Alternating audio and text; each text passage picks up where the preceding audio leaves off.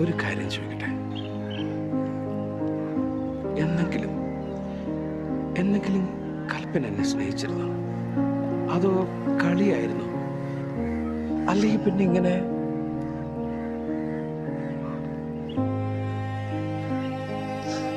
എനിക്ക് തന്നെ അവളെ ശരിക്കും മനസ്സിലാക്കാൻ പറ്റിയില്ല.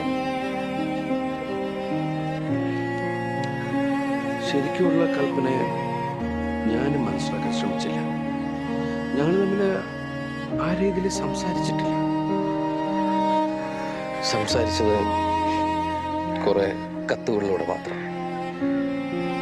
ഒരു സത്യം പറയട്ടെ, അവള് നന്നായിട്ട് കത്ത് എഴുതുമായിരുന്നു. ആ കത്തുകൾ ഇനി എനിക്ക് മിസ് ചെയ്തേക്കാം.